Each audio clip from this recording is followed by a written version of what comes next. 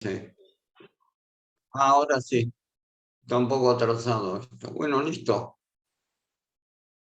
No sé si solucioné tus dudas. Sí, sí, sí, sí, sí, listo. Muchas gracias. De nada. De cualquier manera lo vamos a ir viendo en el transcurso del cuatrimestre. Obviamente, nuestro objetivo, y que quede claro para todos, es que ustedes aprueben.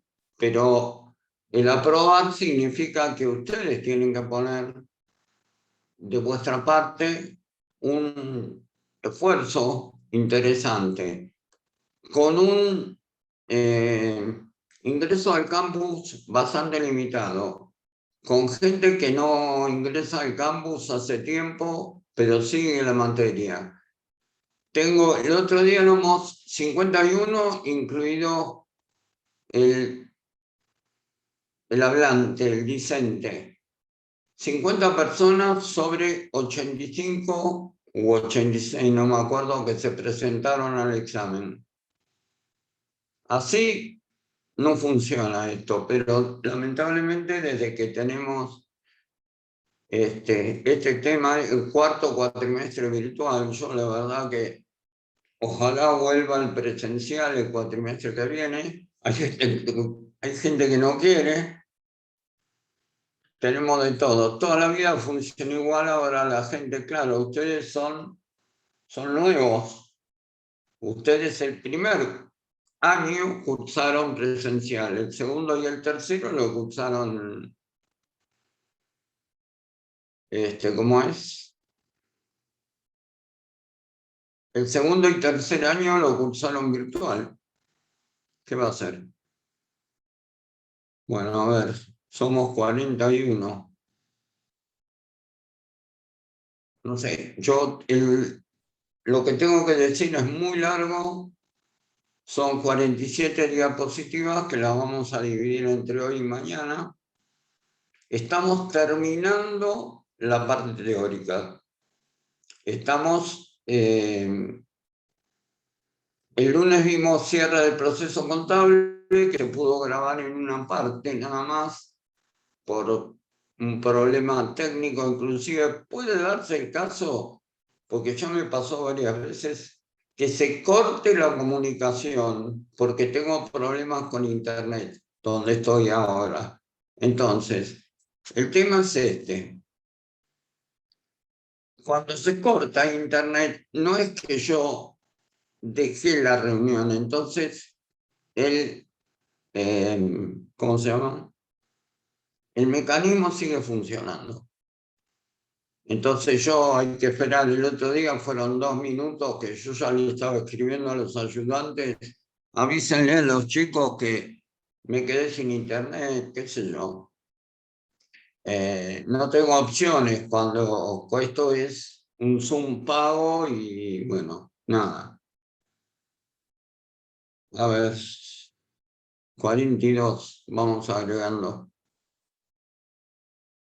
No sé, los chicos también me pasaron, después de cada clase me pasaban la asistencia, y el promedio era entre 45 y 50 personas.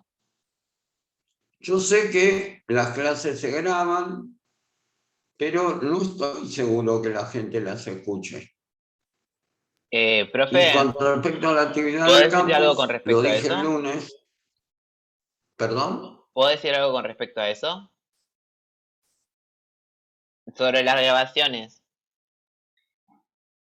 Sí, yo Eh, sé que queda ah, grabado y va al grupo, pero la gente, yo no tengo mi grande duda de que lo escuche.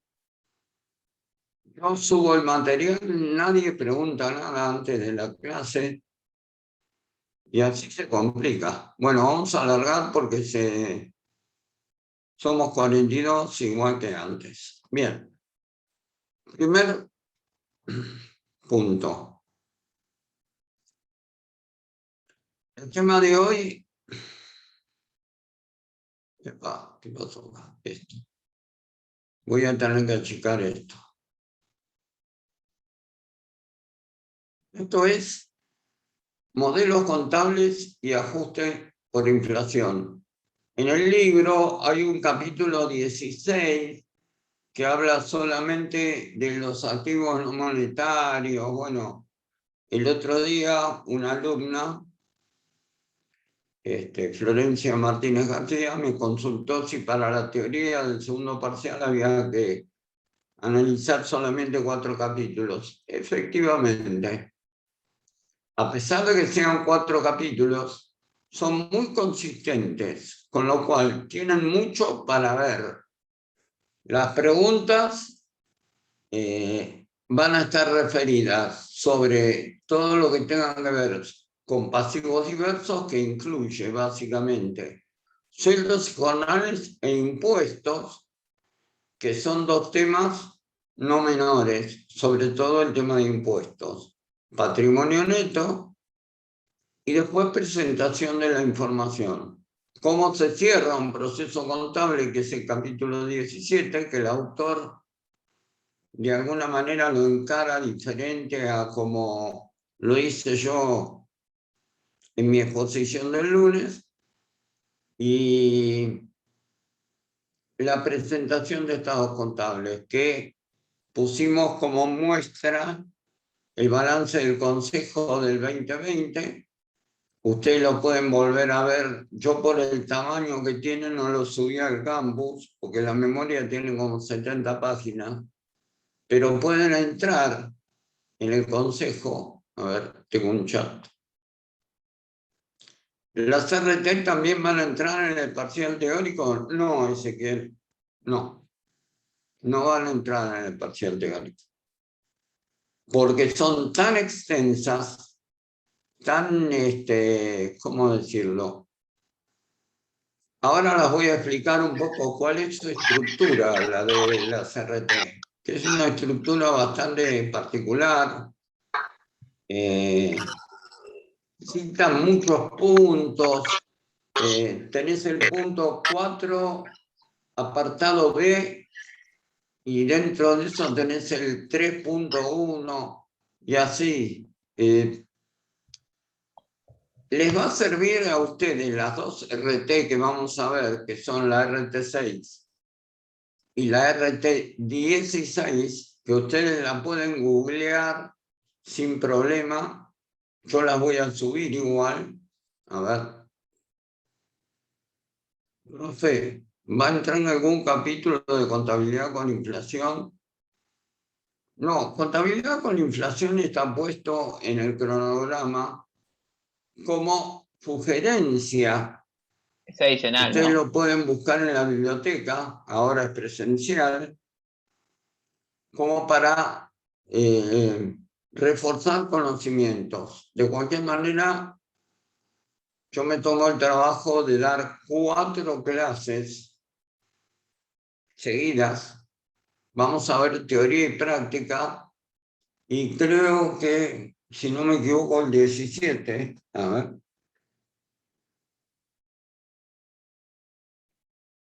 El 17 hago una especie de clase de repaso, si fuera necesario. En el, digamos, El miércoles 17. hoy y mañana vemos modelos contables y ajuste por inflación, donde vamos a empezar a ver algún caso práctico muy sencillo para que ustedes entiendan. La semana que viene vamos a ver ejercicios un poquito más consistentes, que son los mismos que vimos otros cuatrimestres. Así que no hay grandes cosas. ¿Qué es lo que hacemos nosotros? Le damos un enfoque simple al tema ajuste por inflación, para que ustedes lo entiendan, porque cuando pasen a contabilidad financiera van a tener análisis rubro por rubro. Así que, bueno, ¿de qué se trata esto? Modelos contables y ajuste por inflación. Acá tenemos una combinación entre la RT16, que es modelos contables, y la RT6, ajuste por inflación. En el año 2000,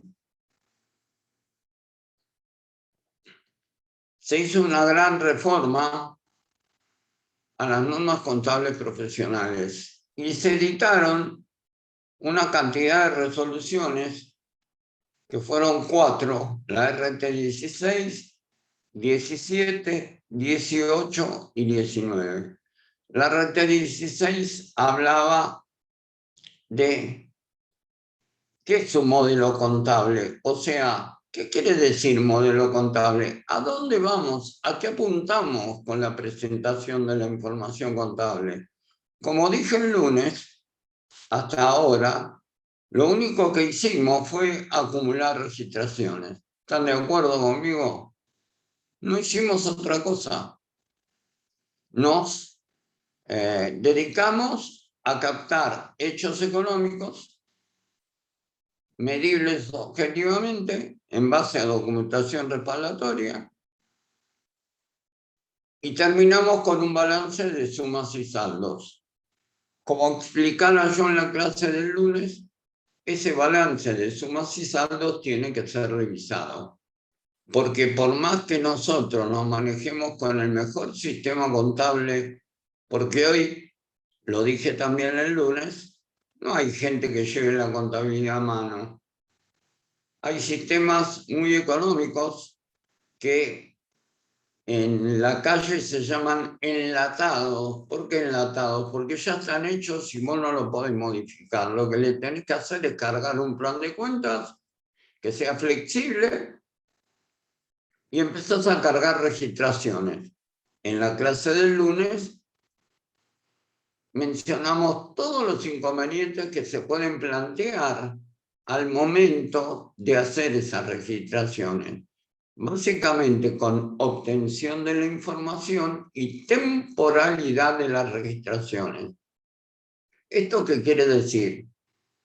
Pensando, como lo definimos el otro día, en las pymes, más que otra cosa. ¿Por qué pensando nada más que en las pymes? Porque quienes tengan la oportunidad más adelante o inclusive ahora estén trabajando en estudios de primera línea, como mencioné el otro día, hay 4 estudios muy grandes que son internacionales. A ver. Disculpe, profe, cuando habla de software contable, puede ser como Studio y esas. Sí, Studio, Becherman, Tango Software, BDT, no sé cuánto, no sé, no los conozco todos. Después hay otros mucho más sofisticados, como el Calypso, el Cóndor, y el más sofisticado de todos, que es el ASA. El ASA de J.R. Williams es un sistema que cuesta una fortuna, el Consejo Profesional lo tiene, las grandes compañías lo tienen. Yo tengo un cliente que tiene un sistema que se llama Calypso, que es el mismo que usa, por ejemplo, Telefónica de Argentina. Es un sistema muy sofisticado, pero tiene un defecto. Los grandes sistemas se manejan por módulos. Entonces vos después tenés que juntar todos esos módulos. Entonces, porque por ahí tenés el módulo de ventas, el módulo de compras, el módulo de tesorería. Entonces, te obligan, a pesar de las críticas que hemos hecho con el transcurso de los años, a registrar las cosas 2 veces. Si ustedes me disculpan un segundo, me voy a poner un buzo, le puso fresco.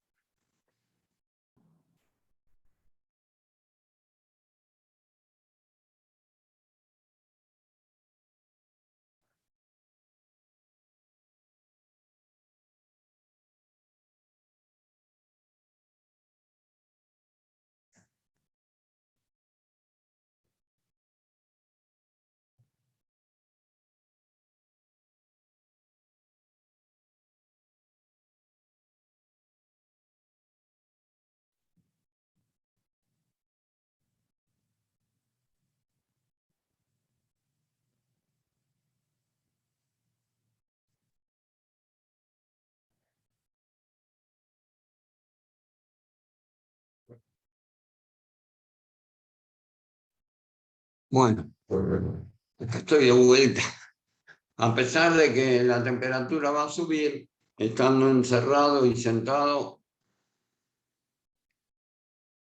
vuelvo a repetir, la clase de hoy y la de mañana es para entender qué es lo que queremos presentar. Lo que queremos presentar es una información más o menos precisa. Dijimos los primeros días de las pocas clases que pude dar antes de tener mi problema de salud, de que la contabilidad no es exacta, pero es precisa. La contabilidad trata de ser precisa.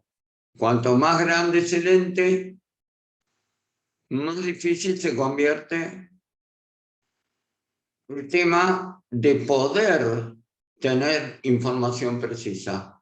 Ustedes habrán visto con Facundo el tema de los bienes de uso. En el caso de los bienes de uso, no se utiliza en la práctica ese criterio que quienes hicieron la parte comercial en el secundario era todo igual para todos, 50 años los inmuebles menos el valor del terreno, 10 años para las instalaciones y los muebles y útiles, 5 para los rodados. Yo siempre menciono, cuando doy eso, que la Facultad de Ciencias Económicas tiene más de 100 años y sigue funcionando.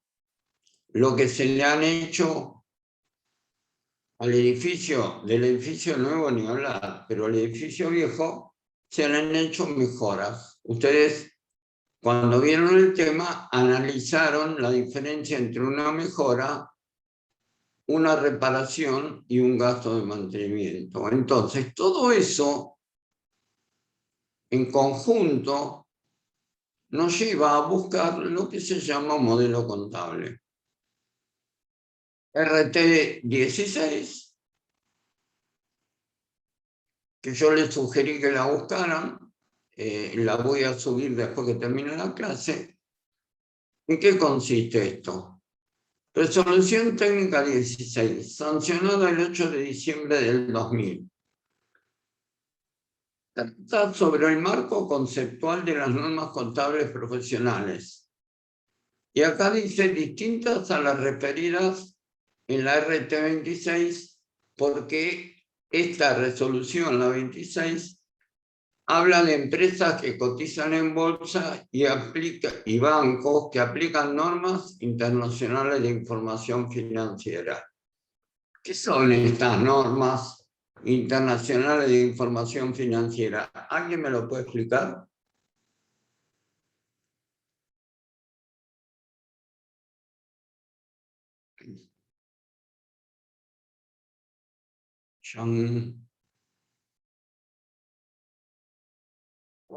No sé si llegué a decirlo, no lo recuerdo, pero en el mundo tenemos, a ver,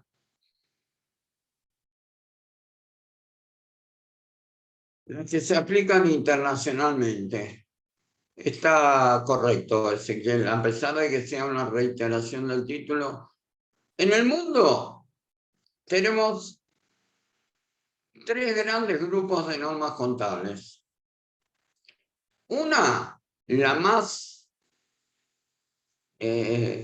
generalizada y que se aplica en casi todo el mundo, me refiero a normas internacionales de información financiera, que antes se llamaban normas internacionales de contabilidad.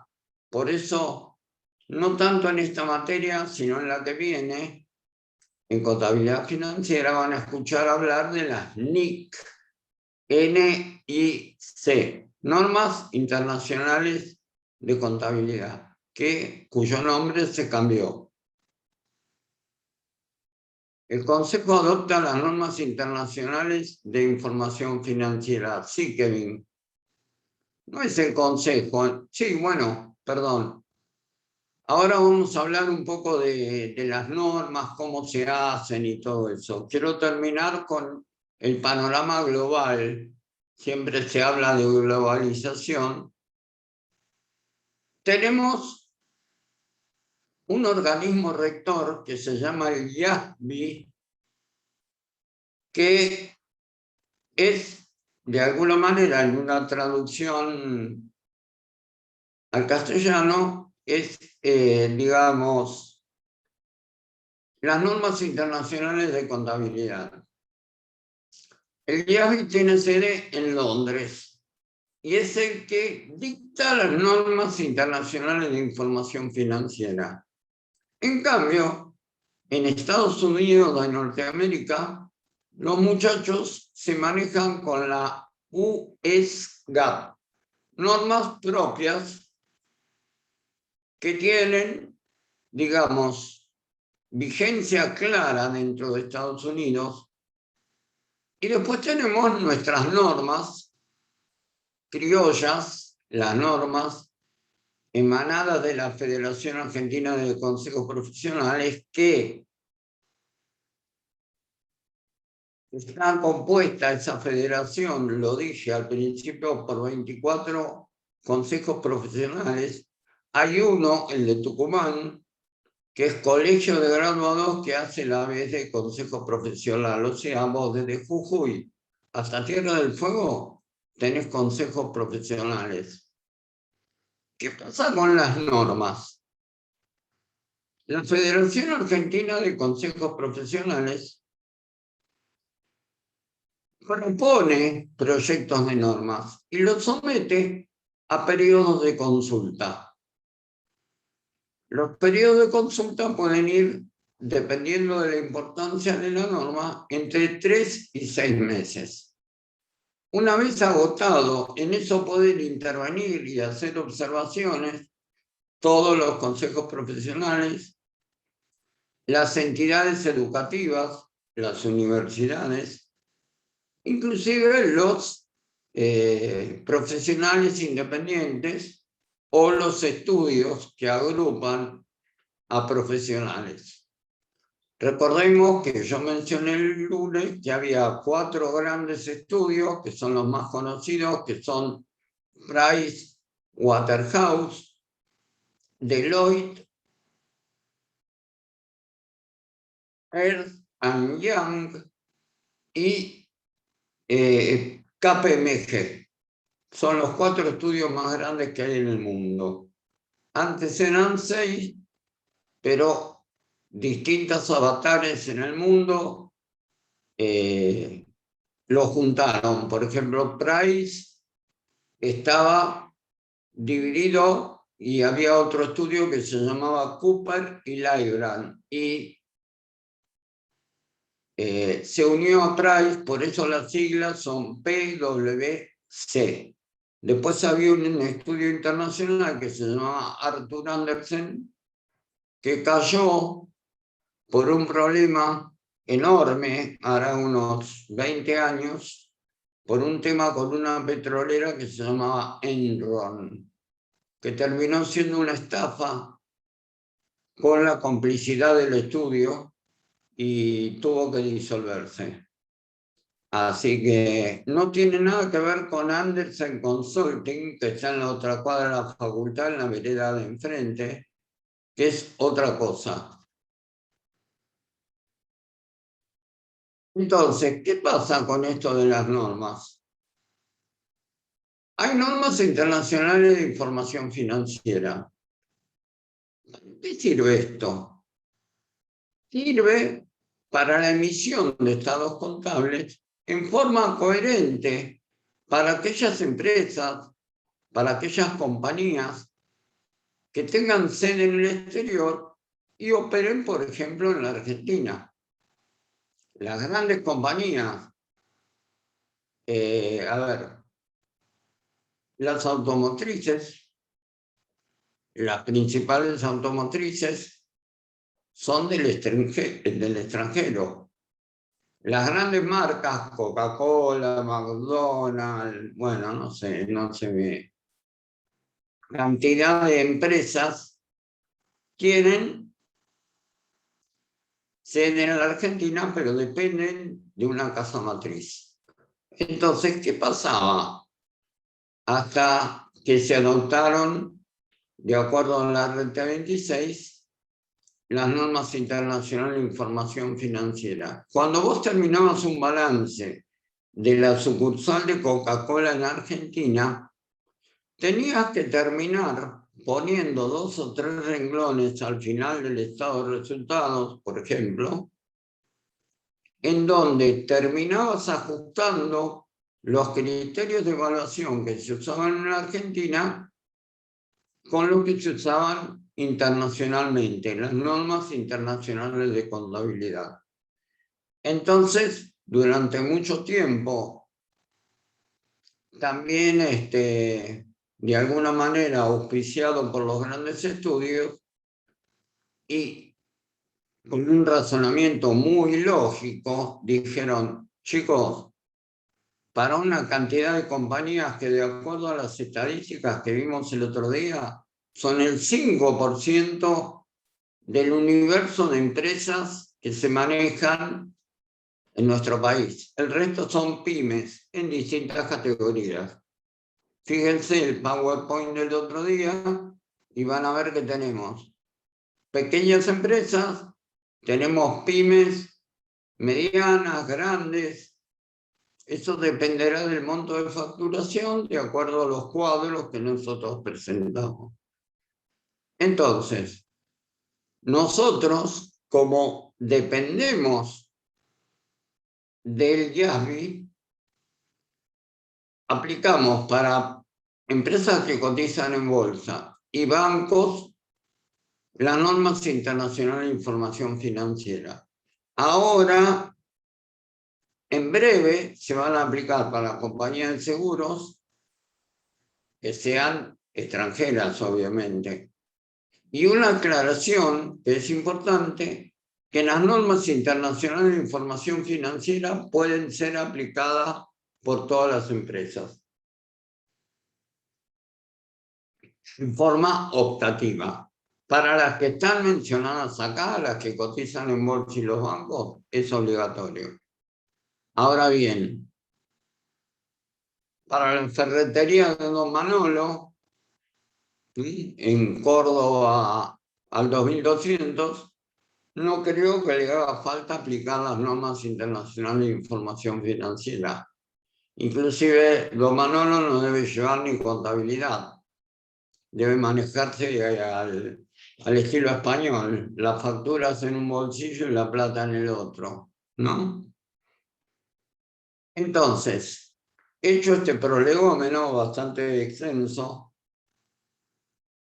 nosotros lo manejamos con la resolución técnica 16 y también tenemos excepciones marcadas por la resolución técnica número 41, que salió con aplicación a partir del 2014, que elimina algunas cosas, como por ejemplo el famoso impuesto diferido, que estoy seguro que ustedes no terminaron de entender de qué se trata, pero bueno, en financiera los van a torturar con eso, que es mostrar la diferencia que hay entre las registraciones contables y la liquidación de impuestos. Se comentó en el momento de ver el tema de ese tipo de pasivos, de que las normas impositivas difieren mucho de las normas contables. Tenemos, por ejemplo, en el IVA, el nacimiento del hecho imponible, como se llama, tiene distintos roles a el principio de lo devengado. Yo lo repito, seguramente Facundo lo habrá mencionado, y si no lo mencionó, vale la pena que lo diga. Vos vas a hacer reparar tu auto a una concesionaria oficial o a un taller de chapa y pintura y le entregas un anticipo por los servicios que te van a prestar. Porque el tipo te dice, tengo que comprar los repuestos. Las grandes concesionarias no lo hacen, pero suponete que vos entregas un anticipo, que para vos es un crédito, y no se ha cumplido todavía de acuerdo al principio de lo devengado de la prestación del servicio. Impositivamente, ese anticipo genera IVA. O sea que el tipo que es responsable inscrito y tiene que facturar el anticipo, tiene que incluir IVA. Entonces, el nacimiento del hecho imponible abandona el principio de lo devengado. El principio de lo devengado en prestación de servicios dice que ello ocurre cuando los servicios están prestados, es decir, cuando te entregan el auto arreglado. ¿Se entiende el ejemplo? En eso incide el impuesto diferido, también en las amortizaciones, a pesar de que nosotros explicamos claramente que no todo se amortiza un dado en 5 años o los inmuebles en 50, la AFIP sigue con ese criterio. Entonces esto te va a generar diferencias en las amortizaciones. Inclusive ahora, cuando lo veamos entre hoy y mañana, vamos a ver que el ajuste por inflación contable es diferente. En realidad el que es diferente es el impositivo, porque se toma en periodos diferentes. Hecho todo este prólogo, vamos a ver cuáles son los aspectos a considerar en el marco conceptual de las normas contables profesionales. Primero que nada, fijar cuál es el objetivo de los estados contables. ¿Cuál es el objetivo de los estados contables, jóvenes? A ver, por un autógrafo de Enrique Fowler Newton.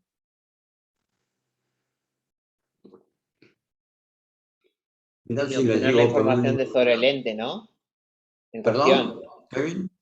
Obtener información sobre el ente, eh, sobre el patrimonio sería más bien del ente.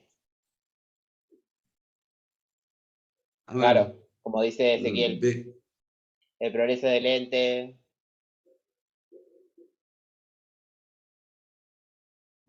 acá dice, Ezequiel Mendoza dice, para poder ver cómo progresó el patrimonio del ente, cómo se utilizó bien, brindar información a los usuarios externos para que tomen decisiones.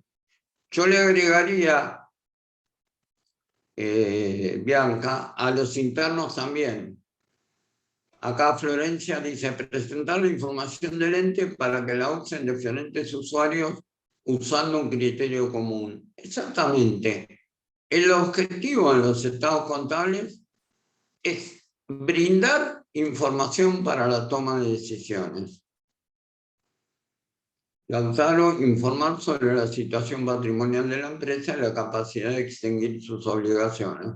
Correcto. Pero ¿de qué forma lo tenemos que presentar eso?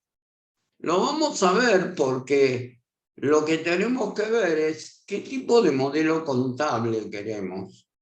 Entonces, el RT16 te dice cuáles son los requisitos de la información contenida en los estados contables, los elementos de los estados contables, que son el reconocimiento y medición de los elementos de los estados contables, el modelo contable, yo lo destaqué en rojo, y las desviaciones aceptables y significación, o sea, cuando vos te encontrás con algo que no terminás de encontrar el valor exacto.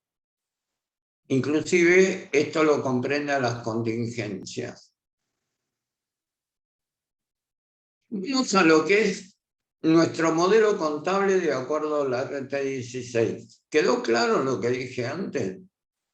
Que teníamos un objetivo, requisitos, los elementos, dentro de los elementos el tema del reconocimiento y medición.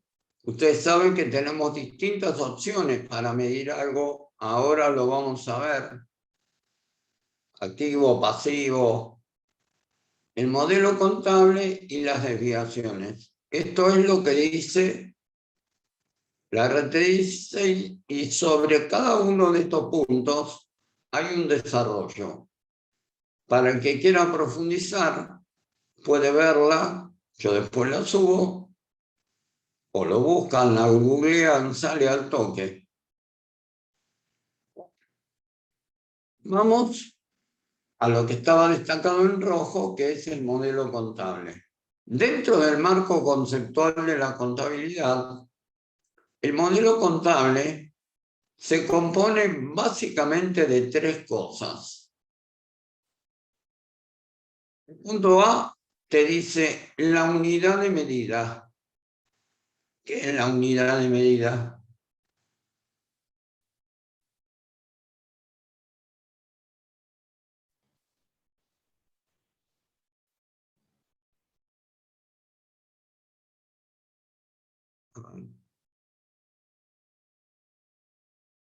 ¿Cómo debe expresarse la moneda? Perfecto, Kevin. Florencia pone el tipo de moneda en la que evalúas. ¿Qué tipo de moneda tenemos que utilizar? La de curso legal. Perdón, a ver, vayan por el chat porque no se escucha bien. La moneda homogénea. Muy bien, Kevin. Muy bien. ¿Qué pasó en la práctica que te fue mal?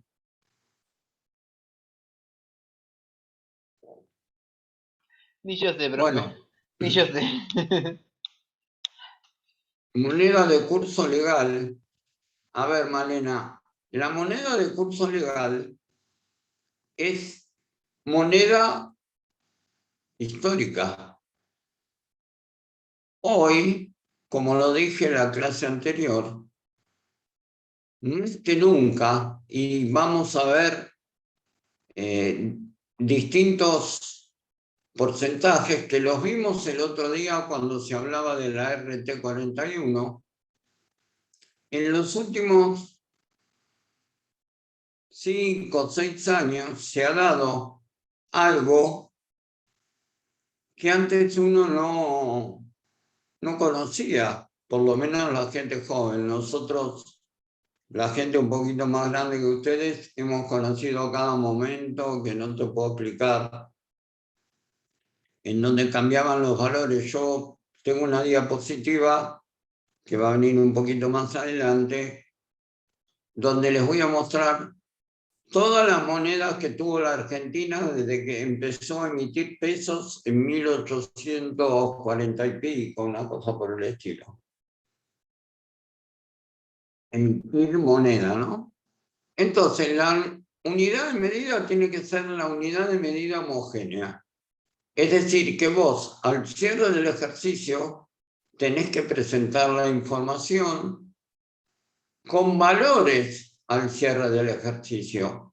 ¿De qué sirve presentar la cuenta ventas cuando vos sumaste en el estado de resultados la cuenta ventas de enero, de febrero, de marzo y así hasta diciembre a valor histórico? ¿Cómo comparas las ventas de diciembre con las de enero? Vamos a ejemplos diarios que les toca a todo el mundo. El kilo de carne, por ejemplo, determinadas verduras que últimamente, a pesar de las normas que quiere imponer el funcionario a cargo con el tema de los precios cuidados, el control de precios y todo eso, hay verduras que se fueron al demonio y vos seguís teniendo la misma plata en la mano. Cuando daba clase en forma presencial, yo siempre tenía una botellita de agua al costado, porque cuando uno habla se le seca la boca, qué sé yo. Mi ejemplo típico era, bueno, el agua era Villavicencio con gas, ¿sí? Con el correr del tiempo, esa botella de agua mineral con gas no tuvo ninguna reforma, no se le agregaron minerales, no se le agregó nada. Desde que yo tengo uso de razón, antes era de vidrio Después, por una cuestión manual, en muchos casos, sobre todo cuando vos la comprás, yo la compraba en el bar de sala de profesores, venía con un envase de plástico. Ese fue el único cambio que el agua Villavicencio tuvo a través de los años, y muchos. Pero la moneda o la cantidad de pesos que vos tenías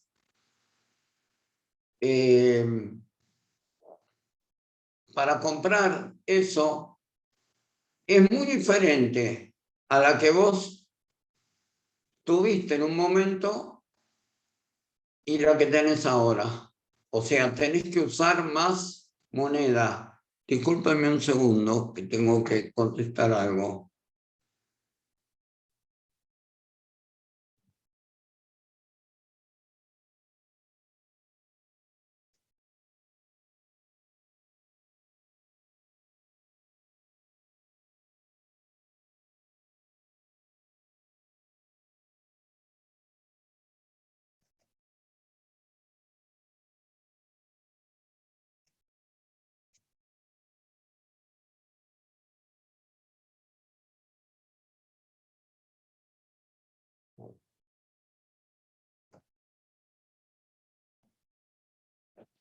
Esos clásicos podemos hablar. Hace 42 años que doy clase en el mismo horario, pero la gente siempre tiene algo para decirte. En fin, perdón.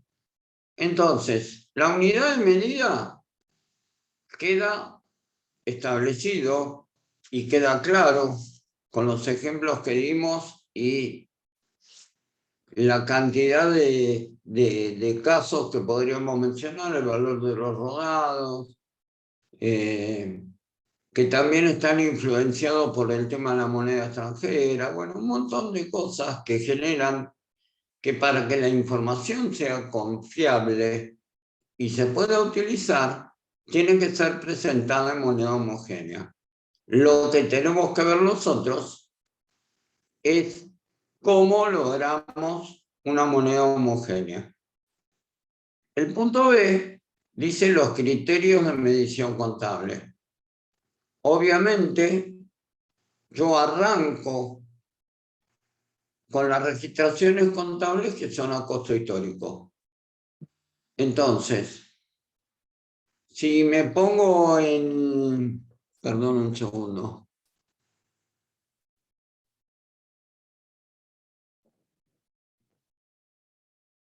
Quería saber cómo estaba por mi problema de salud. Si yo tengo registraciones de bienes de cambio, todas a costo histórico, tengo que ver qué criterio utilizo para el cierre de ejercicio, y acá nos vamos a encontrar con los distintos métodos, inventario permanente, diferencia de inventario, etc. Todo esto lo vamos a ir reforzando cuando lleguemos, digamos, a la parte que corresponde al desarrollo del ajuste por inflación. Y el último punto, que a veces es un poco complicado de entender, es cuál es el capital que yo quiero mantener. Para que exista ganancia, tengo que considerar de que toda empresa, con o sin fines de lucro, empieza con un capital. ¿Está claro? No importa si tenga fines de lucro o no. La idea es saber qué capital quiero mantener. Y en este tema existen dos posturas que tienen que ver con el mantenimiento del capital financiero, que es el aportado por los socios o los integrantes de una asociación civil, o el capital físico, que es el que está representado en unidades que son muy difíciles de valorizar porque, por ejemplo, en empresas que prestan servicios no hay unidades físicas. No sé si soy claro. Puede haber algunos escritorios, computadoras, pero no hay unidades físicas para evaluar. Entonces, mundialmente, el capital a mantener es el capital financiero. Es decir, que para que vos ganes dinero, tenés que tener una expansión del patrimonio neto por sobre el monto originalmente aportado. Ahora, si vos, el monto originalmente aportado, lo mantenés a moneda histórica, siempre vas a ganar plata. No sé si soy claro. Vamos a ver algunos números que yo preparé, que están vigentes, de, por ejemplo, cuánto representaba un capital aportado, no sé, no me acuerdo qué año puse, creo que puse el 95. Bueno, no hace falta que lo diga. Vos invertiste en un negocio hace 10 años 100.000 pesos. ¿Los 100.000 pesos siguen siendo los mismos? No, y más en los últimos años. Con lo cual, hay que actualizarlo. Todo esto es la explicación previa a lo que viene, que es ajuste por inflación. Acá viene la explicación técnica. Yo antes di una explicación para entender terminológicamente de qué se estaba hablando. En el marco conceptual de las normas contables profesionales, segunda parte, tenemos el punto 6, modelo contable, que es lo que vimos, y dice que la unidad de medida tiene que ser, los estados contables deben expresarse en moneda homogénea, de poder adquisitivo a la fecha a la cual corresponden, en un contexto de estabilidad monetaria. Como moneda homogénea se utilizará la moneda nominal. ¿Se entiende esto? O sea, vos tenés estabilidad. En la Argentina hubo momentos de estabilidad, no importa cuándo ni quién gobernaba, no interesa. Con lo cual, se decidió no hacer ajuste por inflación. Lo vamos a ver en el material entre hoy y mañana. Pero cuando no hay estabilidad monetaria como ahora, en donde la inflación anual promedio está entre el 40 y el 50%, vos tenés que usar moneda homogénea. ¿Está claro? Criterios de medición. Yo antes lo había anticipado, pero dice, las mediciones contables periódicas de los elementos que cumplen las condiciones para reconocerse en los estados contables podrían basarse en los siguientes atributos.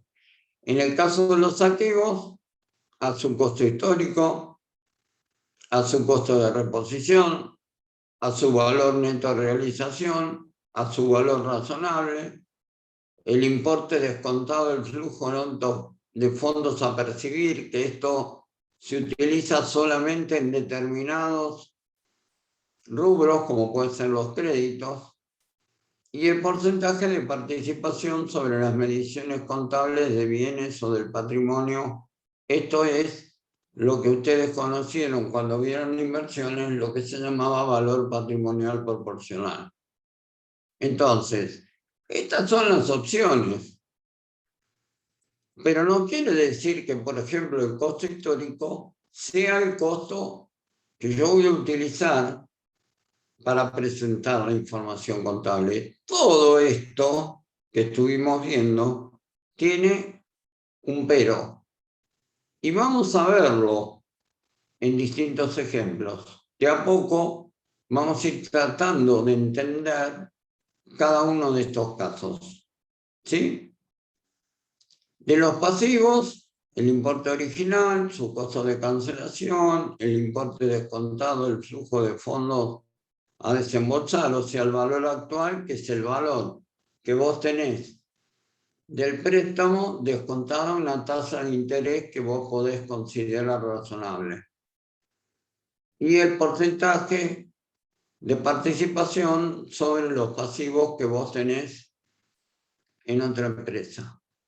Los criterios de medición contable a utilizar deben basarse en los atributos que en cada caso resulten más adecuados para alcanzar los requisitos de la información contable enunciados en la sección 3, requisitos de la información contenida en los estados contables. Esto está en la red T16. Y teniendo en cuenta A, el destino más probable de los activos, si es la venta o el uso, y la intención y posibilidad de cancelar inmediatamente los pasivos. Esto es, digamos, todo técnico que nos sirve a nosotros para ponernos en sustancia de lo que tenemos que analizar. ¿Se entiende el planteo? O sea, tal vez a ustedes les cueste un poco entender la terminología, pero básicamente todo esto apunta a ver cómo lo vamos a presentar. Y en el capital a mantener, de acuerdo con el indicado en la sección 4.1.3, acá está el tema de que yo decía que todo tiene referencias de este tipo, con lo cual a veces se hace complicado el seguimiento de una resolución técnica porque siempre hace mención a un punto anterior y tenés que ir a buscarlo. Sin importar acá la parte de patrimonio neto y las participaciones de accionistas no controlantes en los patrimonios de las empresas controladas, se considera capital a mantener al financiero, el invertido en moneda. La otra opción no utilizada en el físico, que podía estar representado en unidades, pero no sería aplicable para todos. A ver. Moneda de curso legal, por supuesto. Por supuesto. También puede haber valores en dólares, pero tienen que estar expresados en moneda de curso legal. Ya lo vamos a ver.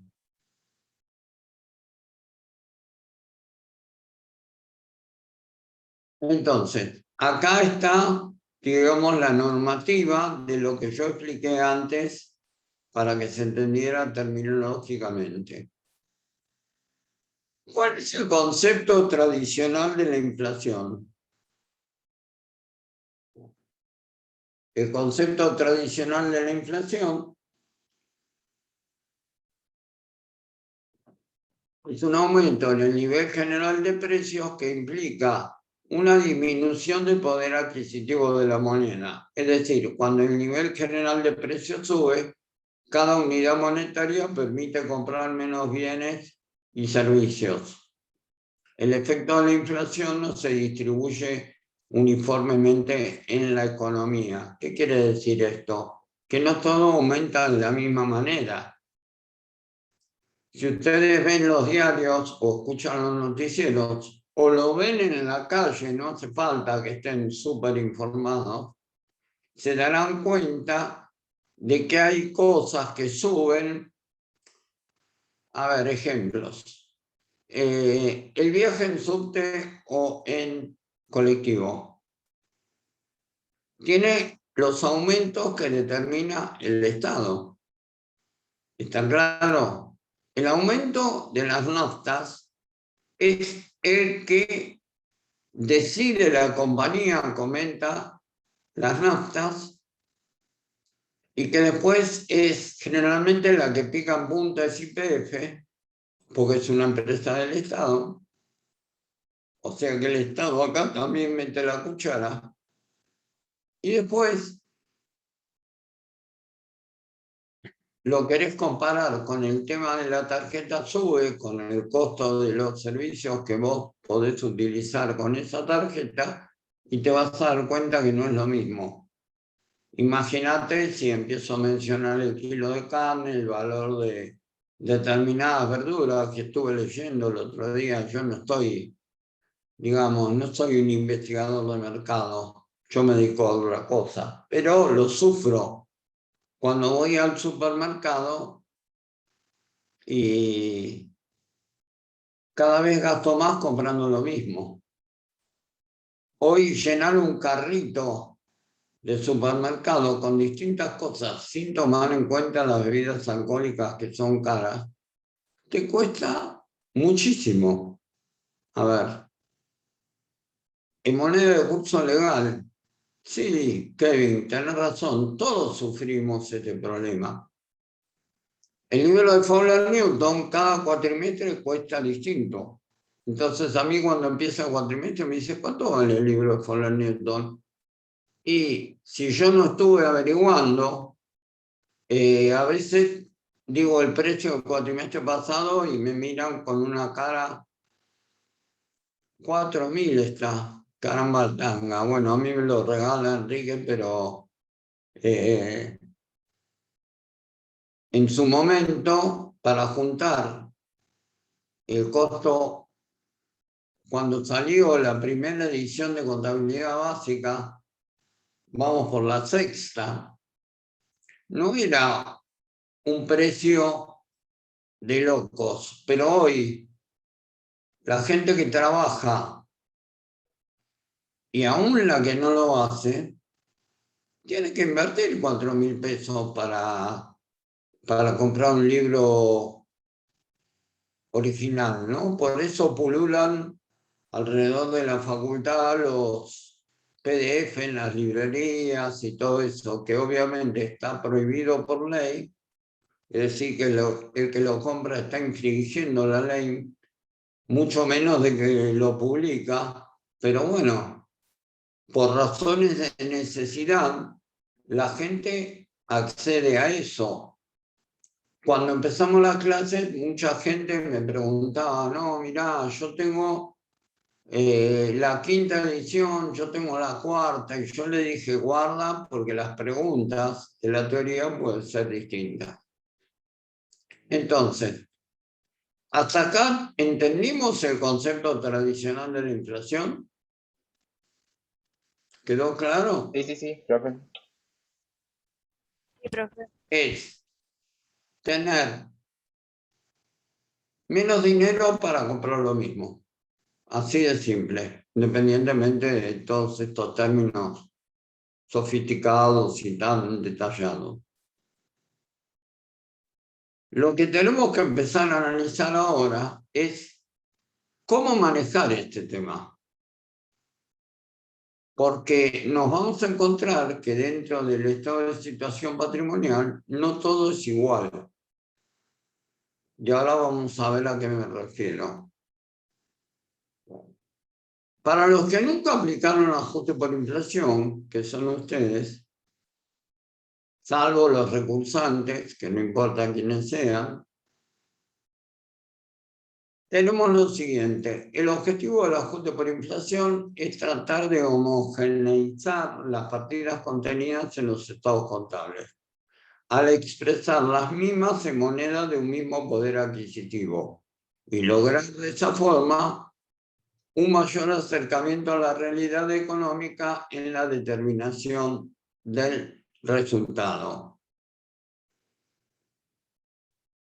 Porque comparar cifras a moneda histórica no es piola. Si no lo hacemos, como dice acá, corremos el riesgo de obtener una visión distorsionada de las ganancias de una empresa y como consecuencia de ello se podrían distribuir utilidades que no existen o viceversa, pagar impuestos que no corresponde, que es un tema muy delicado. Esto es un poco lo que yo decía hace un rato.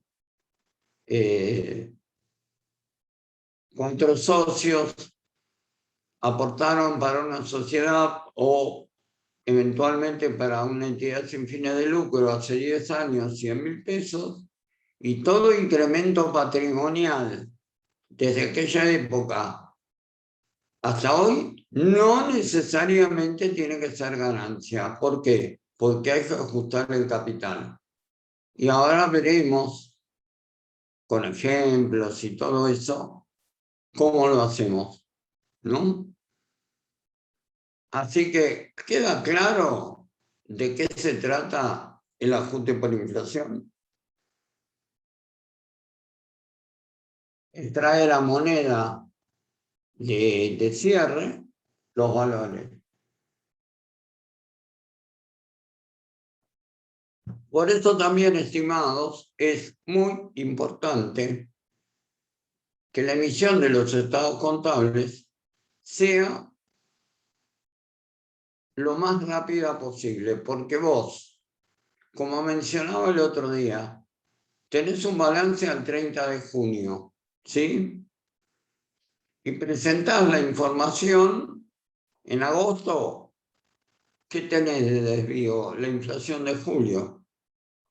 Ahora, vos presentás el balance obligado por cuestiones impositivas ahora a mediados de noviembre, y ese balance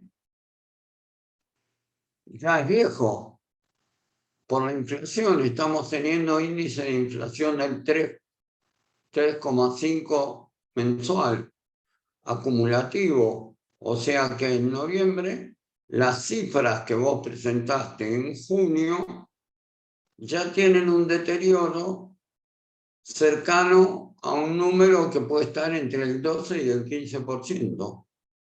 Fíjense cómo va cambiando el escenario. Obviamente que ya hoy cualquier empresario o cualquier lector de estados contables entiende este tema, de que no es lo mismo obtener información en una fecha razonable posterior al cierre del ejercicio que tenerlo 6 meses después. Por eso, cuando vimos cierre del proceso contable, hablamos de la oportunidad de la generación de la información. Cuanto antes tenés la información, más clara y más útil es. ¿Estamos? Bueno, para poder entender más en profundidad y claramente de qué se trata el ajuste por inflación, tenemos que analizar los rubros, componentes del activo, del pasivo, del patrimonio neto, y vamos a encontrarnos con que tenemos dos tipos de rubros.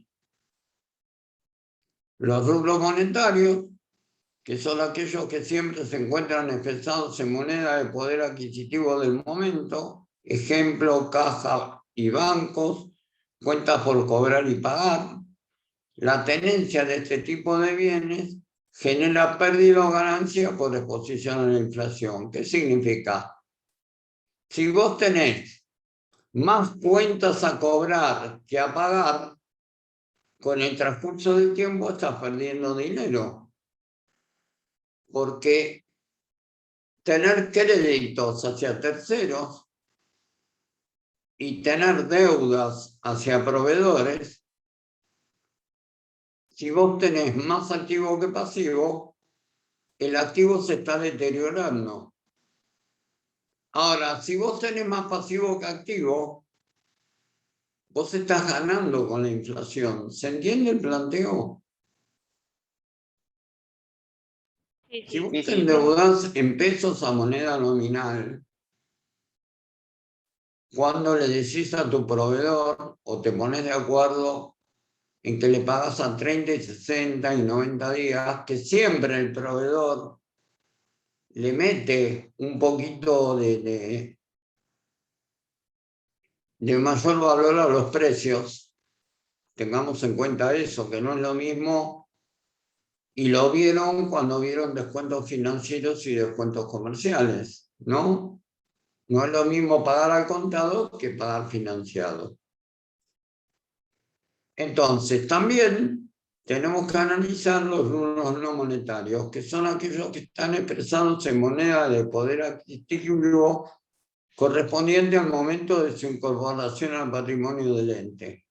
Por ejemplo, bienes de uso, el capital, las ventas, todos estos son rubros no monetarios. Estos bienes no generan resultados por exposición a la inflación, pero deben ser ajustados al cierre de ejercicio económico a los efectos de homogeneizar su presentación en los estados contables, exponiendo cifras de igual poder adquisitivo. ¿Qué quiere decir esto? Que yo tengo dos rubros, los monetarios que no se ajustan y los no monetarios que se ajustan. Al ajustar los rubros monetarios, voy a mostrar la pérdida o ganancia en mis números, en mi exposición de activos, pasivos y patrimonio neto, haciendo una comparación entre los rubros monetarios y los no monetarios. Vamos a ver en un par de diapositivas ejemplos muy claros de este tema. Acá hay un pequeño cuadro que tiene una suerte de clasificación. La columna que dice reexpresable se refiere a rubros no monetarios y la que dice no reexpresable se refiere a rubros monetarios. A ver, vamos uno por uno. Efectivo en moneda que es caja y bancos. ¿Es monetario o no monetario? Está ahí, Monetario. ¿no? Es monetario. El efectivo es moneda extranjera y tenemos algunas llamadas para varios rubros que hemos considerado. Están en moneda de cierre, pero se expresa la inversión original a fin de determinar el resultado por tenencia. Ustedes saben, porque lo vieron en bienes de cambio sobre todo, ¿qué es el resultado por tenencia?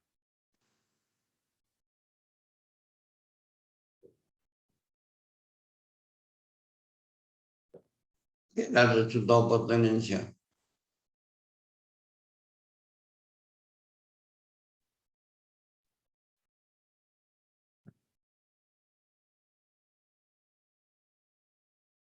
A ver.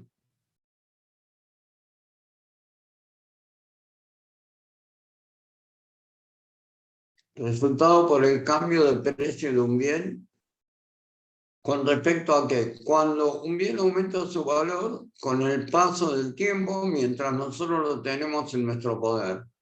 Exactamente. Kevin dice el resultado de un pasivo y un activo corriente.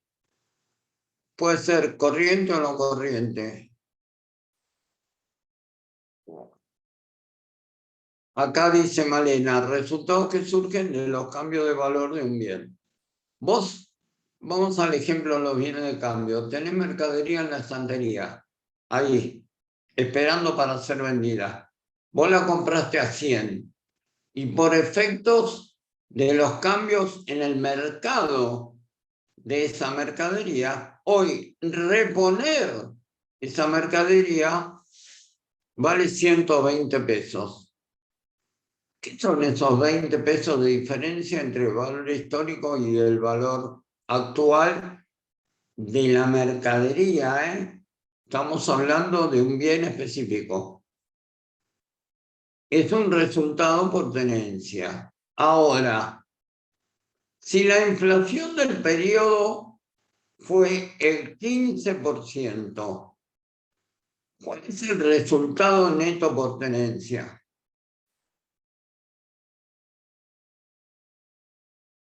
Es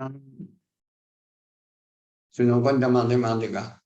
Mi difunto padre decía que la matemática no es una opinión.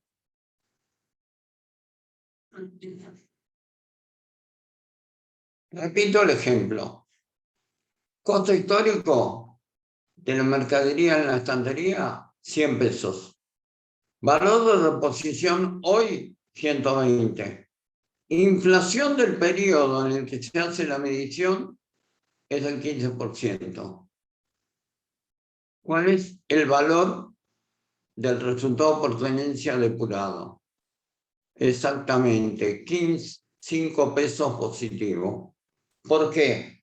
Porque a los 20 pesos que aumentó la mercadería, le tengo que descontar, mirá, muy bien todos, le tengo que descontar el 15% de inflación, o sea, dentro del aumento hubo inflación, o sea que no siempre se gana por tener la mercadería en el... ¿Qué pasó? Me digo que me estoy quedando sin batería. A ver, un segundo, jóvenes. Me estoy quedando sin batería. Un segundo, ¿eh? Ya seguimos. Decía 4 horas. Se ve que hablar tiene lo suyo.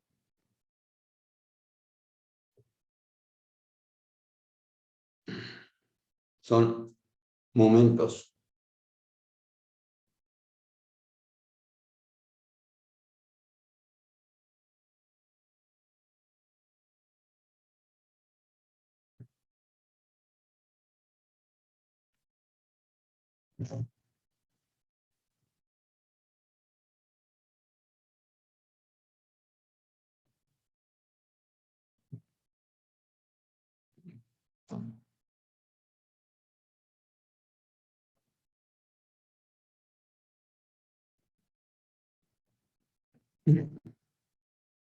Ya está.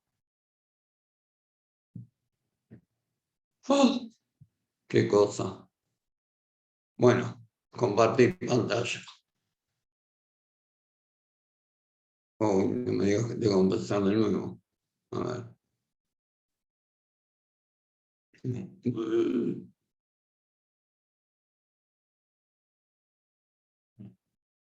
Bien. Aquí estábamos. En el ejemplo que estamos viendo, ¿qué pasa si la inflación del periodo es el 30%? O sea, mi mercadería costaba 100, ahora vale 120 y la inflación fue el 30%. ¿Qué pasó? A ver. Perdimos 10 pesos. ¿Correcto? O sea, ¿van entendiendo cuál es el objetivo de todo esto que nos va a tener en vilo durante 4 reuniones?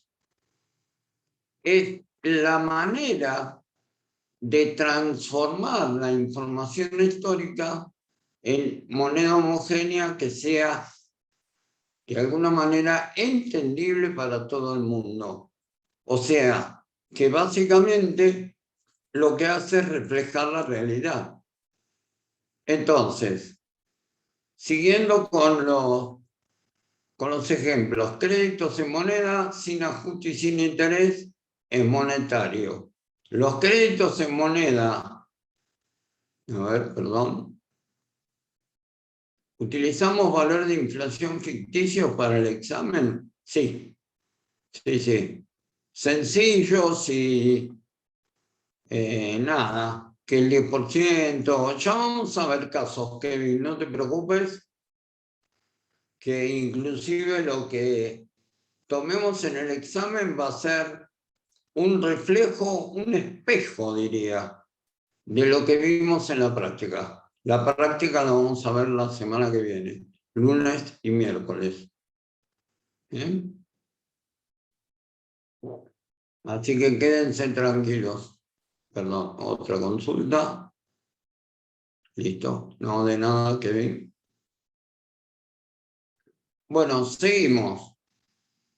Créditos en moneda en no monetarios. Créditos en moneda extranjera en no monetarios. Impuesto pagado por adelantado es monetario, porque es un crédito que no tiene ajuste. Bienes de cambio, productos en proceso, activos y pasivos, por impuestos diferidos, inversiones en sociedades, bienes de uso, propiedad de inversión, activos intangibles. Todos estos son no monetarios.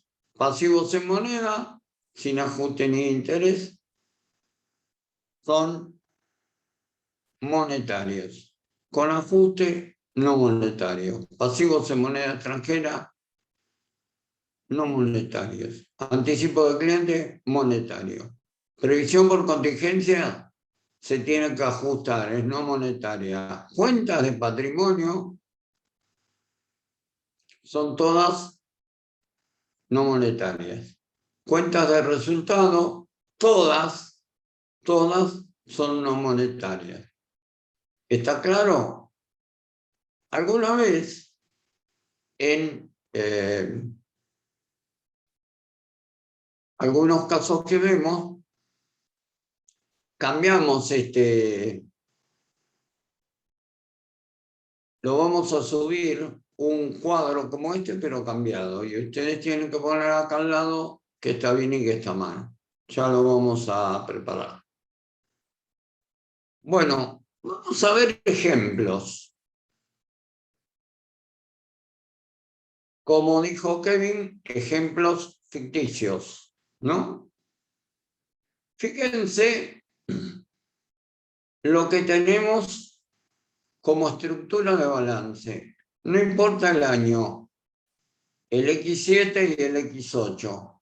En el X8, o sea, el 2018, se empezó a aplicar el ajuste por inflación. Después vamos a ver cómo es la seguidilla. No sé si lo vamos a poder ver hoy, pero si no, mañana. La situación a valores históricos era que al cierre del ejercicio del 31/12 del X7, estos eran los saldos finales, la empresa recién empezaba, te sirven como saldos iniciales del X8. Está claro eso. Se constituyó una sociedad en diciembre y durante el periodo X8 no hubo movimientos. Entonces, uno que diría habitualmente, invertí 100 pesos, los números tal vez sean ridículos para lo que es el impacto de la inflación, pero solamente para poder ver el ejemplo.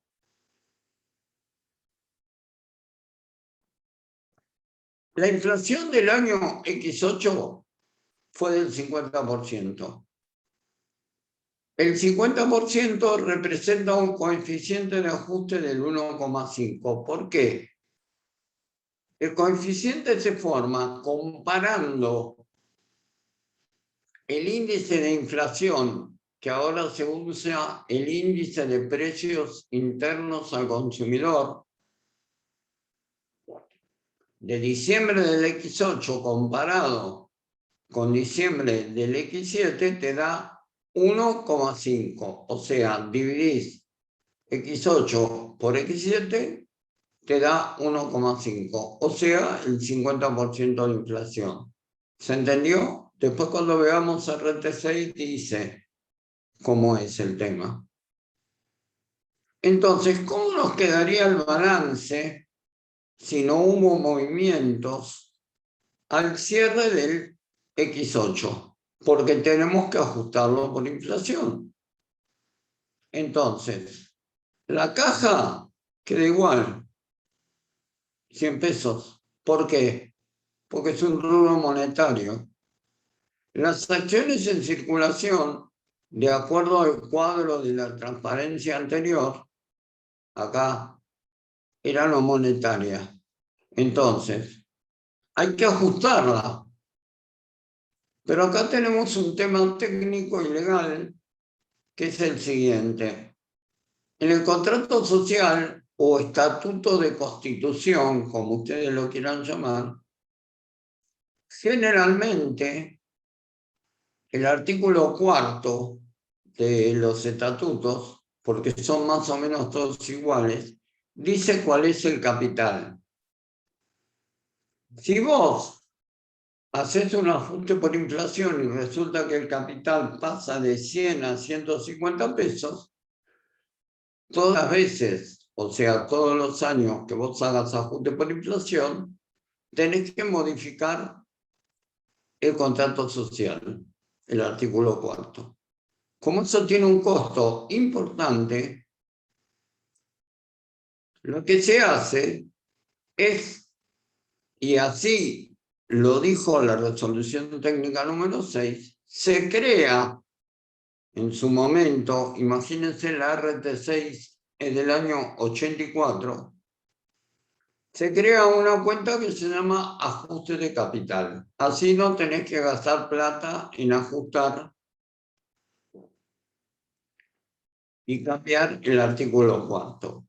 Porque eso lleva a costo de escribano, inscripción en la inspección de justicia, publicación de edictos. Toda reforma de un estatuto tiene que ser avalada por una presentación en la Inspección General de Justicia. Lo verán en Derecho Económico 1, que creo que no lo cursaron ustedes. Si lo cursaron, bueno, ya lo saben. ¿Cómo queda entonces esto? Si yo tengo que el capital ahora es 150 pesos. Era que yo perdí 50 en el año. ¿Por qué? A ver, acá tenemos el resultado de lo que habíamos hablado antes. ¿Por qué se perdieron 50 pesos?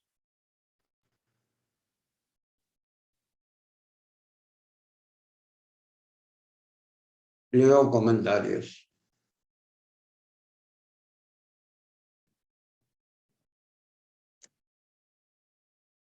A ver.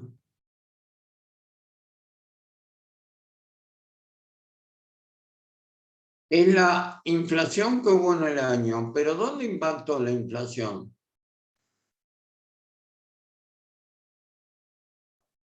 No, no tenés el mismo capital, Juan. El capital pasa a ser 150. El problema en la caja, exacto, Carolina. El problema es la caja. La caja es un rubro monetario. Habíamos dicho que los rubros monetarios no se ajustaban. En cambio, sí se ajustaban los no monetarios, que son las acciones en circulación. Quiere decir que el ajuste de los rubros no monetarios, de alguna manera, me informa cuál es la pérdida de valor que tienen los monetarios. Se puede hacer lo que se llama la comprobación del resultado por exposición a la inflación, que ahora se llama RECPAM. Después vamos a ver qué significa RECPAM. Pero en definitiva, con este caso tan, digamos, simple, tan formal, sin movimientos, te dice que en el año perdiste 50 pesos. ¿Está claro el ejemplo? ¿Alguna duda? Porque ahora vamos a ver otros.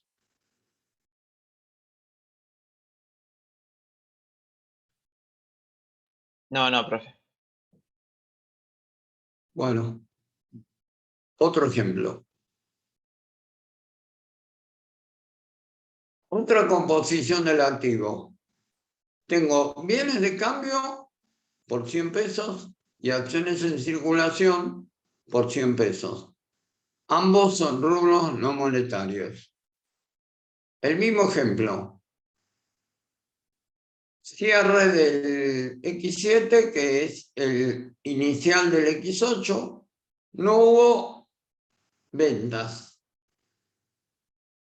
¿Cómo es el tema? Al ser un rubro no monetario, actualizo los bienes de cambio y me quedan en 150 pesos.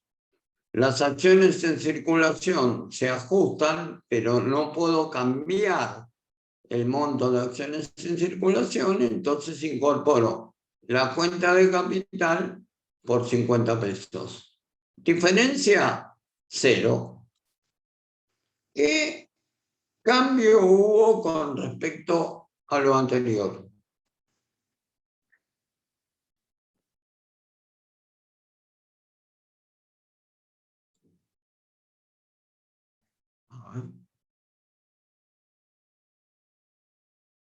No hay rubro monetario. Perfecto. Acá se pudo ajustar todo, claramente. No hubo pérdida. Exacto, Malena. No hay rubros monetarios, entonces no tenés resultados. ¿Estamos? Es exactamente lo inverso al caso anterior. Vos tenés cubierto tu activo y tu patrimonio neto por la inflación. En el concepto de mantenimiento de capital financiero, tu capital financiero original de 100 pesos ahora es de 150. ¿Está claro? Vamos a otro ejemplo.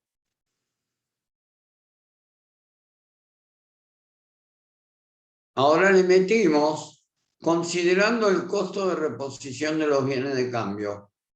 Es el mismo ejemplo anterior, solo que le agregamos como referencia esto. El costo de reposición es 140. Este caso es muy similar a un ejemplo que dimos antes. Los bienes de cambio al saldo inicial eran de 100 pesos. Las acciones en circulación de 100 pesos. Siempre es lo mismo, ¿no? Venimos viendo tres casos iguales. A ver. Este tenía caja y acciones en circulación, perdiste 50 pesos. Este tenía dos rubros no monetarios, no perdiste nada. Este tiene dos rubros no monetarios, pero aparte se le agregó el costo de reposición, que es de 140 pesos. ¿Cómo evaluás el activo al 31 de diciembre del X8? Los bienes de cambio van a 140 pesos. ¿Por qué tienen que ser 140 y no 150? Hay una norma contable que nosotros vimos al principio.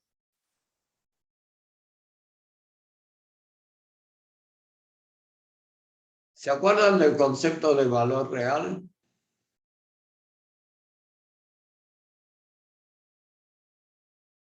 A ver. Cada vez tengo menos gente. Se evalúa a valor corriente, claro. Perfecto, Juan. Vos no podés evaluar esto a 150 pesos porque estás poniendo un número que excede el valor real. ¿Se entiende el planteo? El valor de reposición es el que te dice cuál es el valor que tenés al cierre. Como consecuencia de este razonamiento, a diferencia del caso anterior, al tener un ajuste de capital de 50 pesos, quiere decir que el patrimonio neto globalmente se fue a 150, tenemos un resultado por tenencia negativo de 10 pesos. Es igual al ejemplo que vimos antes, que creo que había dicho que la inflación era el 30%. ¿Está claro el planteo? O sea, volvemos. Un monetario contra un no monetario. Sí, bien, Malena.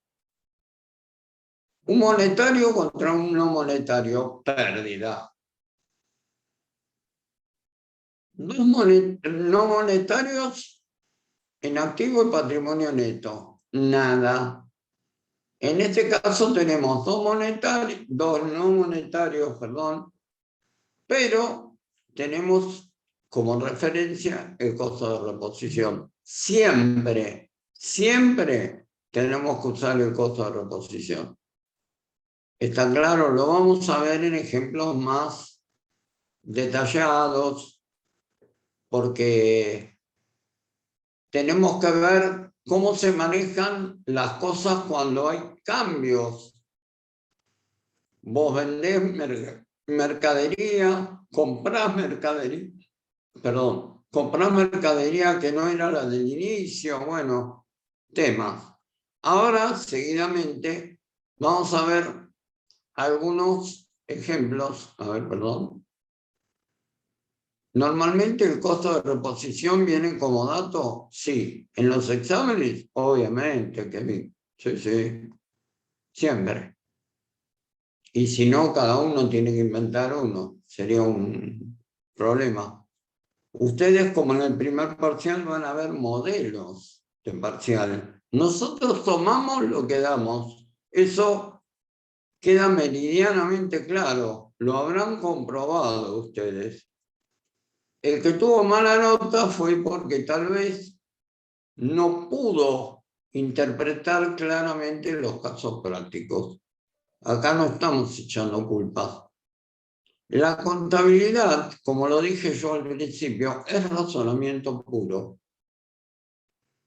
Es una técnica, no es una ciencia, y lo que tenemos que hacer es razonar el hecho que se presenta, como estamos haciendo acá, incorporando un concepto de moneda homogénea que no lo teníamos hasta ahora. ¿Por qué?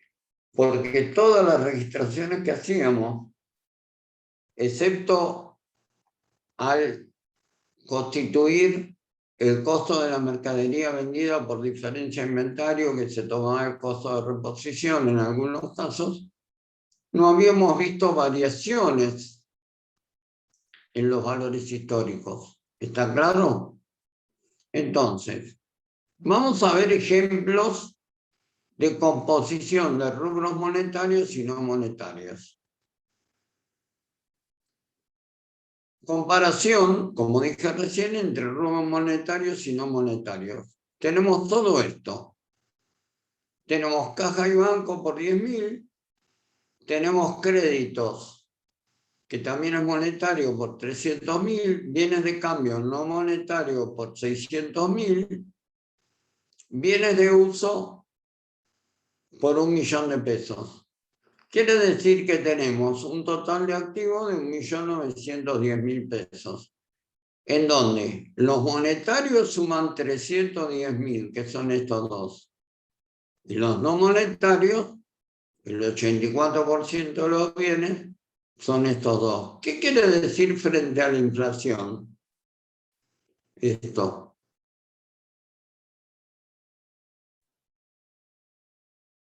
Estamos protegidos de alguna manera. No en un 100%, pero bastante.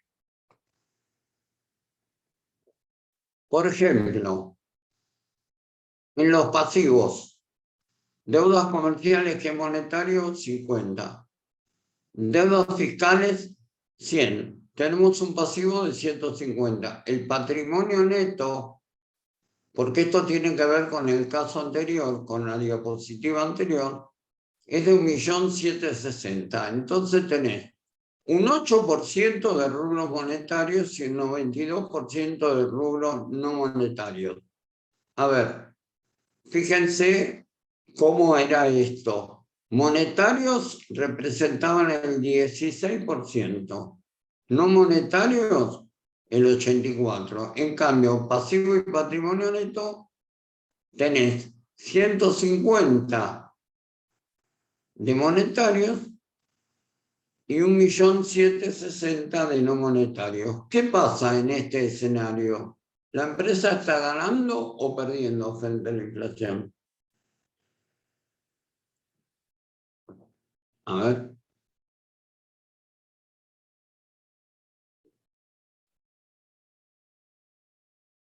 ¿No? Está perdiendo. Muy bien, Kevin. ¿Por qué está perdiendo? Porque tiene más robos monetarios en el activo que en el pasivo. Vamos a otro caso. El pasivo, tenés este tipo de deudas, que suma 1.100.000 pesos. Y el patrimonio neto es de 810.000 pesos, con lo cual tenés un total de monetarios de 1.100.000 y no monetarios de 810.000 pesos. ¿Cómo viene la historia? En este caso, acá hay una acotación que tiene que ver el tema de la inflación versus los intereses, ¿no? También es lo mismo que la segregación del costo de reposición. A diferencia del caso anterior, ¿cómo estamos parados acá? ¿Mejor, peor, igual?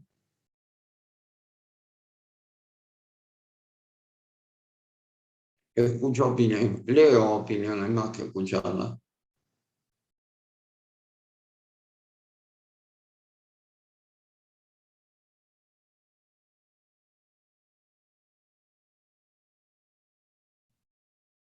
Tengo menos gente.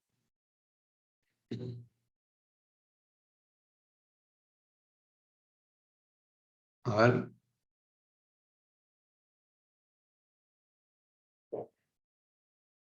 Está ganando, dice Carolina, porque tenés más pasivos monetarios. Correctísimo, Carolina. En este caso, que yo lo mencioné antes, en uno de los ejemplos que di, tenés más monetarios que no monetarios entre pasivo y patrimonio neto, con lo cual, de alguna manera, al estar financiándote con este tipo de deudas, y las comerciales y las impositivas o fiscales, estás ganando. Con lo cual, al hacer el ajuste, te vas a encontrar con que esto se ajusta y en el otro caso, en el rubro anterior, acá se ajusta el 1.000.000 y acá se ajusta 810.000 pesos. Con lo cual ganas frente a la inflación. Para finalizar, ¿recuerdan la película Forrest Gump? Esto le decía cuando empezaba a contarle a la pobre enfermera que después se tomó el colectivo. Esta es la parte final para que ustedes entiendan el deterioro. Después vamos a ver toda la parte normativa. A ver. No había nacido cuando dieron Forrest Gump, Kevin, pero la podés ver en Netflix si querés. Estos son los cambios en las unidades monetarias de nuestro país.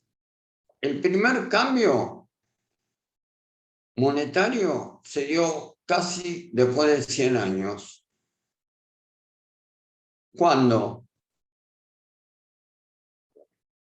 De los 1881 a 1969, la moneda era un peso. No tenía eliminación de ceros. En el año 70 hasta el 83 se le sacaron 2 ceros a la moneda. Con lo cual, el billete de 1.000 pesos, a partir del 1 de enero de 1970, era de 10. No te puedo explicar lo que era comentarle a la gente mayor que prácticamente salía de la casa solo para ir al supermercado. Estamos hablando de otras épocas. Ninguno de ustedes había nacido. Podríamos sumar a varios y tampoco. Son muchos años esto. Se le sacó a la moneda 2 ceros. ¿Sí? Del 83 al 85, 1983 a 1985, se le sacaron 4 ceros a la moneda. 2 ya se le habían sacado, más 4, ya tenés 6 ceros menos. Fíjense lo que era la inflación en este periodo. Después, en el 85, se le cambió de nuevo a la moneda, se le sacaron 3 ceros. Acá hay 6, acá hay 13, estamos en 9. Fíjense lo que se perdieron, jóvenes, ¿eh? En el 92 fue el último cambio de moneda, con la incorporación de lo que se llamó la ley de convertibilidad. Se le volvieron a sacar a la moneda 4 ceros. Fíjense, de acá hasta acá, estos son 13 ceros. Mirá si no hubo inflación en este país, que la moneda se le fue sacando 13 ceros. El billete de $100 existe desde toda la vida. Le cambian el modelo, hay uno que tiene una Franklin chiquitito, otro que tiene una Franklin con la cabeza más grande, un tercer modelo que Franklin tiene algún colorcito, pero son siempre $100. No le cambiaron la moneda nunca. Fíjense ahora, estas son las monedas del 84, del 99, 1884, 1899, del 1942 a 1969, se fueron cambiando los billetes. Este era el billete de 5.000 pesos, se llamaba la fragata. Le decían, porque obviamente en el reverso tenía una fragata. El que tenía una fragata en esa época era Gardel, era millonario. Había una vieja canción que ustedes, tengo que recurrir a tiempos inmemoriales, que decía que tengo un billete de 1.000, que es este, y como que el tipo con ese billete de 1.000 era Gardel para el fin de semana, ¿no? Después, en el 70, este billete que antes era de 100 pesos pasó a tener 1 peso. Y así sucesivamente. ¿Se dan cuenta cómo cambiaron? Esta era la fragata, por ejemplo. Cambió por la cara de San Martín Viejo. Ese billete de 1.000, ¿a qué sería equivalente hoy en día? A nada. Nada porque, imagínate, se le cambiaron. Desde ese billete a hoy se sacaron 11 ceros. Sería 0,0 no sé cuánto. ¿Se entiende, Kevin? Fíjense, los distintos billetes. Este, 1.000.000 de pesos. Un billete de 1.000.000 de pesos. Mirá el día que veamos uno. No sé si lo entiendo. ¿Por qué podías comprar con ese billete? Y nada. Tenía buen valor adquisitivo ese billete. Podía salir como si hoy... ¿Cuánto les cuesta salir hoy a ustedes? Yo desconozco. Mis hijos están grandes ya, 38 y 33. No le ando preguntando. Si tienen que salir, ¿cuánto llevan? No es confidencial eso, chicos.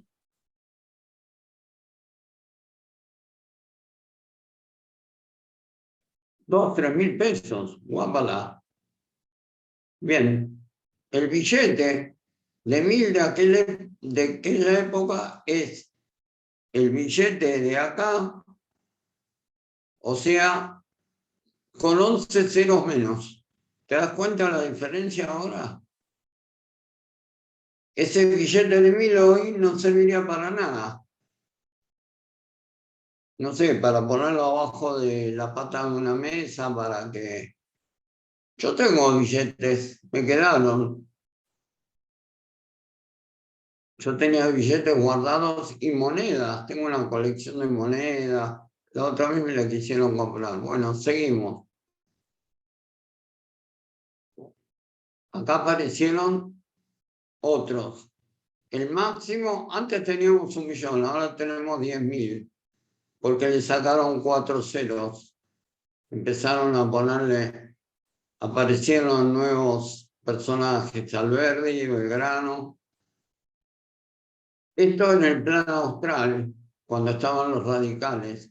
Fíjense, parece Sarmiento, empiezan a cambiarle la cara.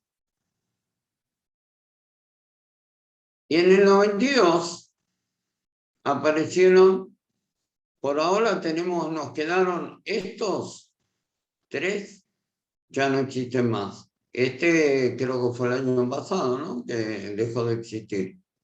Este con otro formato, puede ser así o otra cara. Este, y las últimas 3 emisiones con diferentes cambios. Estos fueron los originales. Yo esto lo tengo de una charla que di, no sé, en el 2010. Cambió el formato del billete, pero bueno, es lo mismo. Así que como ustedes verán, volvemos un poco para atrás. Estos son los cambios que sacaron 13 ceros. Tic, tac. Yo viví todos, por mi edad, viví todos los cambios de billetes. Y las personas grandes, en todos los cambios se le armaba un lío importante. A ver, se me está yendo la gente. Bueno, visto que faltan 5 minutos, ¿qué ocurría en esos años desde el punto de vista doctrinario y legal? Pregunta acá el jovencito. Lo vamos a ver mañana. ¿Qué les parece? Porque ya son y 56 y debe haber gente que cursa a las 11 y bueno, quiere tomar un respiro. Nos faltan 21 transparencias o diapositivas. Lo que sigue mañana es Que teoría, son ¿no? más, digamos, técnicas, pero están en el PowerPoint que yo subí el lunes. Me faltarían subir Sigue la mañana es RT6 y teoría. la RT16. ¿Perdón? Lo que sigue mañana es teoría. Sigue siendo lo continuado a esto. Sí, sí, vamos a seguir Ok. viendo lo que sigue, que es la historia, qué pasó en cada década, todo esto. Hubo muchos movimientos. ¿Estamos? Bueno, jóvenes, nos vemos el mañana. Genial, profe, Gracias, gracias. Agustina, por saludar. Le mando saludos a todos y nos vemos mañana. Chao, profe. ¿Eh? Nos vemos. Chao, Si profe. quieren ir leyendo, no vendría mal. ¿Estamos? Gracias, Kevin. Gracias, Florencia.